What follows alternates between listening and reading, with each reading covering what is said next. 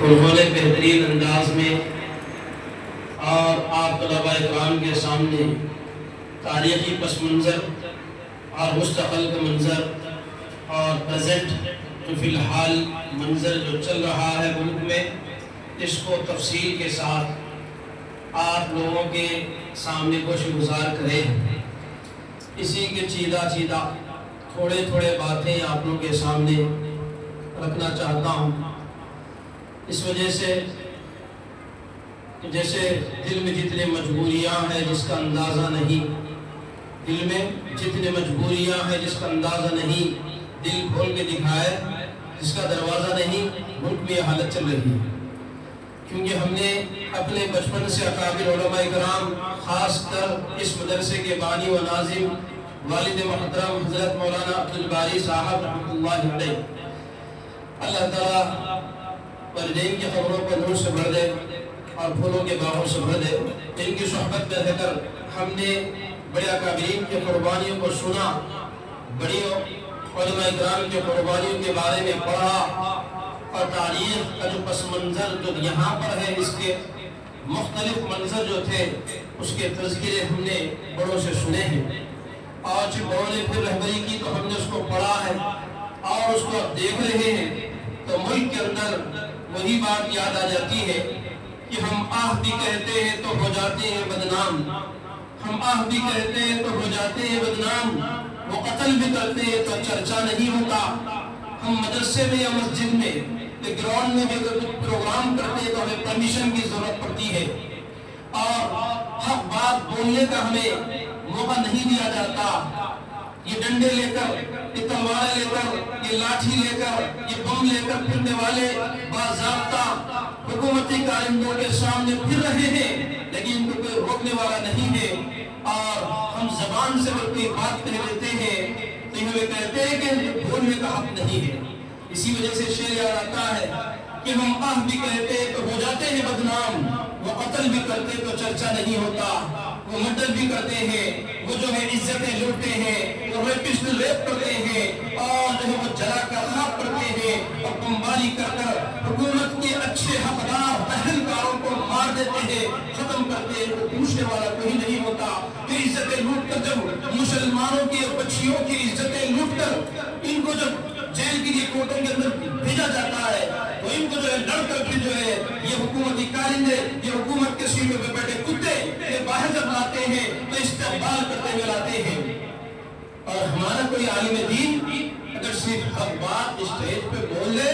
تو کہتے ہیں کہ یہ تو جو پاکستانی ہے۔ میرے انڈیا کے ملکی واسیوں اور ہمارے انڈیا کے رہنے والے میرے وطنی بھائیوں، تمہیں معلوم ہونا چاہیے کہ پاکستان کوئی الگ ملک نہیں تھا۔ آج سے جو آزادی کے لیے جو ہم لڑے، اس ملک کے لیے 1600 سے شروع ہوئی یہ جنگ ہے، 1600 سے۔ تو آپ لوگ سوچو، میں ہمارے ملکی بھائیوں سے، وطنی بھائیوں سے، ہمارے انڈیا میں رہنے والے کلچر کے جتنے بھائی ہیں، S C S T B C O B C, اور اسی طرح سے کرسچن بھائی، سکھ بھائی، پارسی بھائی، ہندو بھائی، جتنے ہندو کا جملہ تو میں نہیں بولتا لیکن ہمارے لوگوں کو معلوم ہونے کے لیے بولتا ہو، ورنہ یہاں کے ہندو کون ہے؟ اصل تو برامن ہے، اس کو ہندو نہیں بولنا چاہیے، اصل تو اس کو بولنا چاہیے۔ ہمارے جتنے لوگ ہوتے ہیں بھائی، جتنے ملکی بھائی ہیں نا آزادی میں لڑے تھے، جن کو ہم کہتے ہیں جیسے کہ ڈاکٹر بی آر امبیڈکر ہے، گاندھی جی ہے، اور دوسرے جتنے لوگوں کے نام لیتے ہیں، یہ مول نواسی معمول اور نچلی ذات کے لوگ تھے، ان کو جو ہے لو کاسٹ لوگ بولتے ہیں۔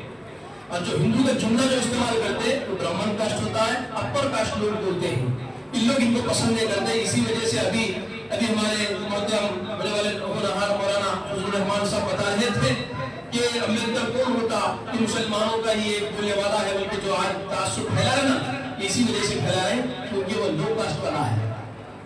وہ نچلی ذات کا ہے، اسی لیے اس کو لائک نہیں کریں گے۔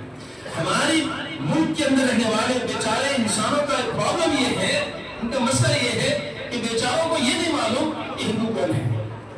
اور مول نواسی ہم کون ہیں، یہ بیچاروں کو نہیں معلوم رہنے کا پرابلم ہے۔ ورنہ ان لوگ جو اس کا استقبال کرنا چاہیے، اس کی بڑی قربانیاں دیں، اس کی بڑی قربانیاں۔ اسی وجہ سے میں نے شعر پڑھا کہ ہم آپ بھی کہتے ہیں تو ہو جاتے ہیں بدنام، وہ قتل بھی کرتے ہیں تو چرچا نہیں ہوتا۔ آج اتنے جو ہے لوگ ایسے جو ہے، آزادی ملی ہے ہمارے ملک کو، تو لوگ آج کہتے ہیں کہ بھائی جب گلستان کو خون کی ضرورت پڑی، ہمارے اکابر یہاں پہ بیٹھے ہوئے جیس کو مولانا اکرام نے جتنی باتیں بتائیں اس کے اندر یہ بھی ہے کہ اس ملک کے لیے ہمارے علماء اکرام نے قربانی ہے، جیسے کہ شیخ الہند رحمۃ اللہ علیہ، حسین احمد مدنی رحمۃ اللہ علیہ، اور اشرف علی تھانوی رحمۃ اللہ علیہ، رشید احمد گنگوئی رحمۃ اللہ علیہ، اور کفایت اللہ مہاجر مکی رحمۃ اللہ علیہ، حافظ زانجری رحمۃ اللہ علیہ، علی برادران، جتنے لوگ ابھی جو بہت سے تو قاریاں بڑے بڑے نام بتاتے ورنہ ہزاروں لاکھوں کی تعداد میں ہیں، کیونکہ آپ لوگوں کے علم میں ہونا چاہیے دلی کی جامع مسجد سے لے کر لال قلعہ تک ہمارے علماء اکرام کو جو ہے جھاڑوں کے ایک ایک منڈے پہ لٹکائے گئے، تو سوچو کہ ہمارے علماء اکرام نے کتنے قربانی، ہمارے علماء اکرام نے کتنے قربانیاں دیے کہ دلی کی جامع مسجد سے لال قلعہ تک تقریباً 5 کلومیٹر ہوتا ہے ڈسٹینس۔ اب سوچو کہ 5 کلومیٹر کے اندر کتنے جھاڑ ہوتے ہیں، جھاڑ کے ہر منڈے پہ عالم دین کو جو ہے لٹکایا گیا، پھانسی کی پھندے پہ چڑھایا گیا، اور 50 علماء اکرام کو جلتی ہوئی آگوں میں ڈالا گیا، اور خنزیر سور کے چمڑے میں لپٹ کر ڈالا گیا، ننگے کر بہانا کر ان کو جلایا گیا، اتنا ان کو کیا گیا۔ یہ ہمارے علماء اکرام کی قربانیاں ہیں، سراحوں میں ان کے نام جو شمار ہوتے ہیں، جنہوں نے میدانوں میں اپنی قربانیاں دی، ان کے تو نام شمار بھی نہیں کر سکتے، اتنی ہمارے علماء اکرام نے قربانیاں دی۔ ہمارے ملکی بھائیوں سے درخواست ہے کہ بھائی تم سمجھو بات کو کہ ہم پاکستانی نہیں ہیں، پاکستان تو انڈیا میں تھا، انڈیا پاکستان پورا ایک ہی زمین ہے، پوری ایک ہی زمین ہے، جیسے کہ تلنگانہ آندھرا بن گیا، تلنگانہ آندھرا، اس کا اصل نام پہلے کیا تھا؟ اے پی تھا، آندھرا پردیش، اس سے پہلے کیا تھا؟ آندھرا پردیش۔ اب دیکھو جیسے تلنگانہ، اب جیسے کہ کوداڑ کے آگے ہم چلے جائیں گے، بارڈر بن گیا، وہاں پہ جو ہے گاڑی جب جاتی ہے ٹیکسی پلیٹ کے ساتھ، تو اس کو وہاں پہ کیا ہوتا کہ اس کو وہاں پہ جو ہے بارڈر ٹیکس بننا پڑے گا۔ پہلے کیا تھا وہ؟ آندھرا پردیش۔ اب جیسے کرناٹک، مہاراشٹر، تمل ناڈو، رائلسیما جتنے ہیں، یہ پورے جو تھے نا، یہ پورے جو ہے جب دکن تھا، اس کا نام کیا تھا؟ دکن۔ حیدرآباد جو ہے نا دکن، عثمان علی بادشاہ جو تھے نا دکن، تو یہ پورے اسٹیٹس پورے ایک ہی دکن میں شمار تھے، اسی طرح پاکستان بھی انڈیا میں تھا۔ اب جیسے کہ تلنگانہ والے الگ ہو گئے، آندھرا والے الگ ہو گئے، تو آندھرا والا بولے کہ تم ادھر نہیں آنا، تم ادھر ہی چھڑنا، بولتے ہیں نہیں بول رہے۔ یہی جی بات ہمارے انڈیا لوگوں کی سمجھ میں آنا،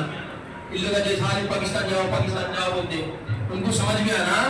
یہ جو ہے نا ہمارا کنٹری جو ہے یہ پورا ایک ہی تھا۔ 1600 میں سوچو 1600 کے اندر جب پہلا برٹش والا سمندری علاقے سے جو ہے انڈیا کے اندر آیا، اور وہ جو ہے مدراس کے علاقے کے اندر اور جو ہے بنگال کے علاقے کے اندر وہ آ کر ایسٹ انڈیا کمپنی کے نام سے کچھ کاروبار کرنے کے لیے پہلے اندر سے آ کے چھوٹے چھوٹے کاروبار کرنا شروع کرا، پھر اس کے بعد سے جو آہستہ آہستہ جو ہے وہ جب پکڑتا چلے گا، فورس کو اتار لیتے چلے گا، یہ سب کام ہو رہا۔ تو 1600 سے لے کے جو ہے ہمارے مسلمان بادشاہ لوگ اس کے پیچھے ہاتھ